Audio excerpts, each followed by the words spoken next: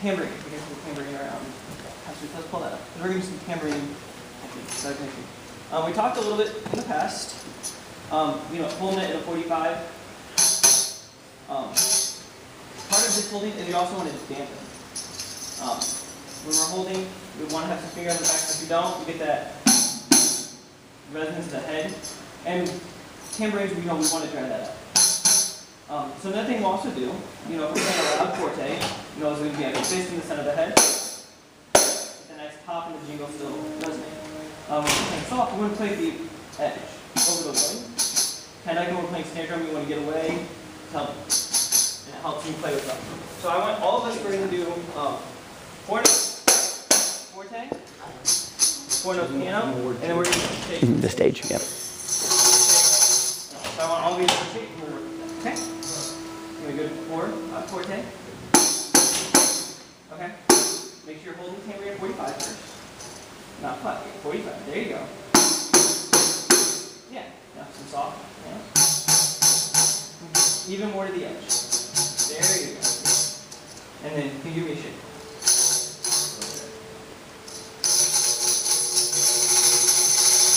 Okay. Well, there's a lot of tension here. You want to be relaxed? Yeah. Are you right-handed or left-handed? Right-handed? Try it with your right. Do the forte with your left hand. Hit it. More forte. Get that pop. There you go. Now do some. Yeah. But maybe that's when you do your technique. Do that because it's your hand. While I'm right-handed, I spend more time with my left hand because I can shake better, and then I tap it. See what you can. Okay, make sure you're really holding that 45. When you hit, you're wanting to. That's more. 45. There you go. You're like flatter. There you go. Forte, get that pop. Yeah. Flat part of the hand gets a nice pop. And some piano. Okay, and can you now do it with a crescendo? Can you start soft? There you go. Nice. Next.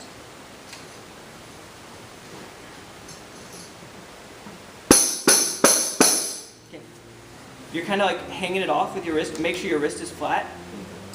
There you go. Give that stability. Otherwise, you're going to hit and it's going to cause a lot of tension, a lot of tendinitis. Just keep it nice, relaxed, flat. Can you hit more with the flat of your hand? You're kind of not getting a full fist and get a pop. There you go. There's a little pop. Now, piano. That's good. Okay, and then a good shake. So you're wanting to tense and be.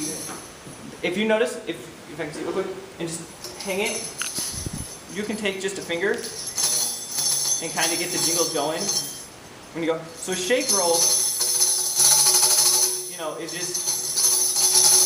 it's not so much how fast and how tense and how strong I can turn.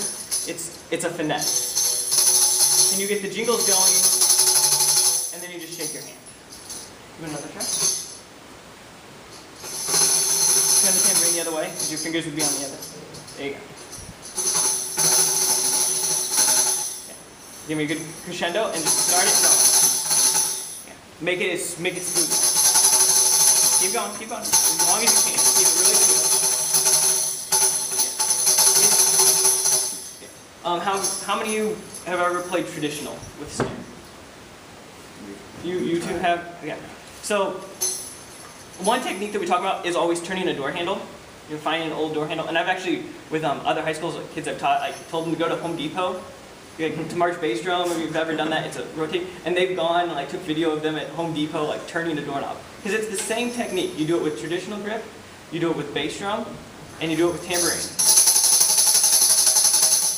And as crazy as it sounds, there is a little bit of resistance in a doorknob, and just going home, 20 rotations on a doorknob, it works. It's amazing. It's one of the craziest techniques I've ever seen.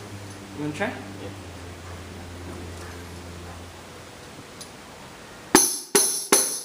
There you go, nice pop, and then now left arm, and think of wrist, like you're tapping. Yeah. There you go. And Get more sound of it. It's kind of timid, like you're afraid to shake it. Don't be afraid. Don't be afraid. Go for it. Yeah. It's nice. So that's a little bit. And I won't do cymbals. So let's move on. So you've done cymbals, we've done tambourine. Let's move on to snare drum. If you all want to grab some sticks, you can put that back. Thank you.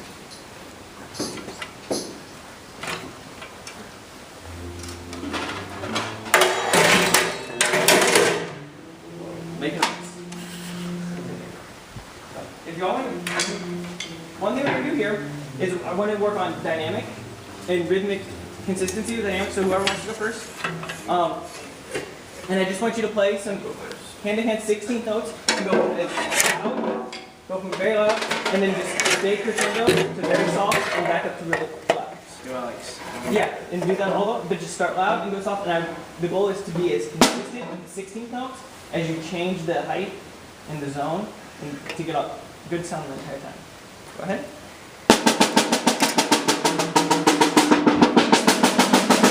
Okay, now one thing you've noticed is here are the snares.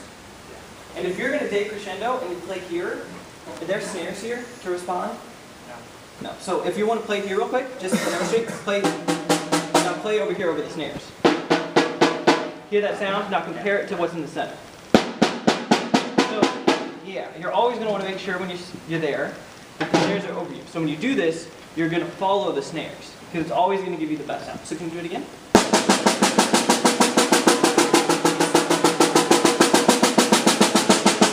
Now, moving gives us some dynamic, but we as the players still have to determine what the dynamic is. So when you're in the center of the head, can you play loud? And then when you get to the edge, play at a lower stick height. Okay? Just give it low. How low can you go? Okay? Now crescendo back up. Okay. Now can you do it with roll? Let's get some good buzz rolls. Yeah. That's an open roll. Do a buzz roll. So you have an open roll, which is just two strings. A lot of what we do in marching band or in a military sort of setting. A buzz roll is multiple bounce is another term for it. It's going to have that buzz. Now relax the hands. Get a dark, open sound.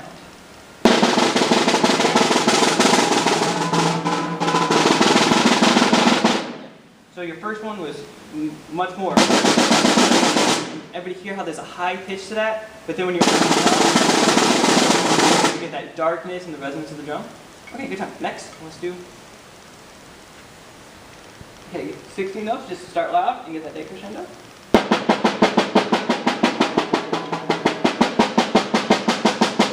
Now make sure everything's with the wrist. You're really arm oriented.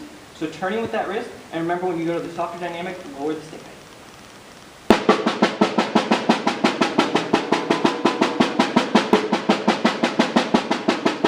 Can anyone tell me what you saw that he did or didn't do? An opinion? Okay, so why don't we pay attention this time? And I want everybody to have a comment about what they see. So if you get around to where you can see what he's doing, I want you to do the same thing.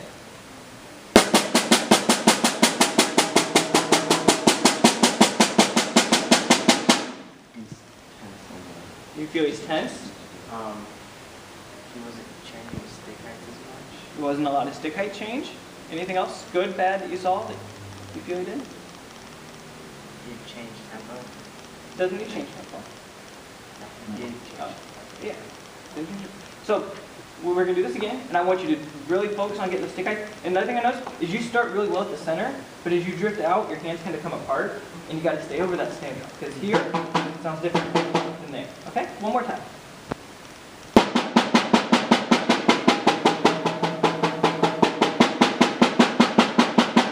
And there's still a lot of arm there. Now let's do the buzz roll. You buzz roll. Okay, you single. So can you do a double stroke for me? Yeah. No. Hold on. So you're going to do one stroke, 2 notes. Okay? Start. Do 2 wrist turns, and then let the drum do the work. You get a second note. Okay? Try that for me. Yeah, just like that. Okay. Now I want you to get as many notes as you can. You can use your fulcrum. You can keep it nice and tight, and kind of press into the head and tell me how many. Get as many notes as you can. Okay. Getting it. Now do both hands and overlap them. Before one hand gets done playing, get the next hand going.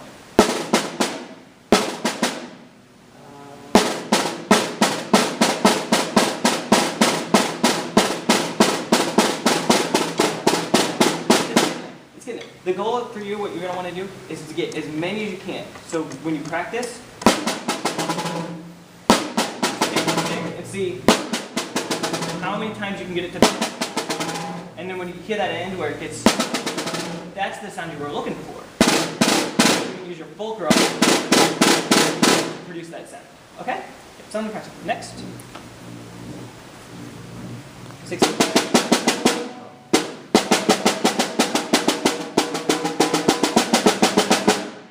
You're also okay,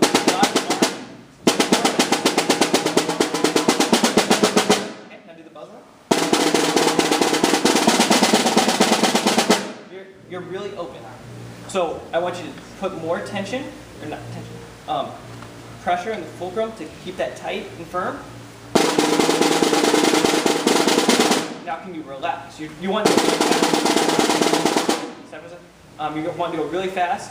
Try to go almost as slow as you can. How many notes can you get out of one hand before the next one goes, and get that low tone and that open tone like we've got? Okay, it's opening up again, so you want to keep it.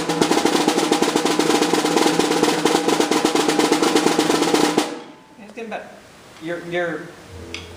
When you're wanting to get the firmness, to get the low sound, you're going too firm and you're controlling how many notes you get.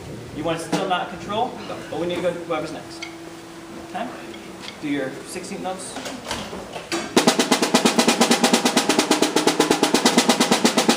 Now can you do the stick height change? When you're in the center, be loud. Okay.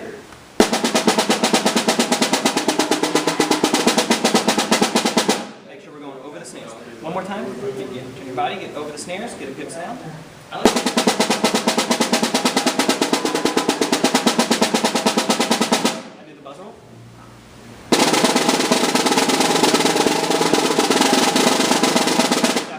Again, like we had, slow it down a little. Don't try to see how fast you can do it, but almost how slow you can do it and still get a good continuous sound.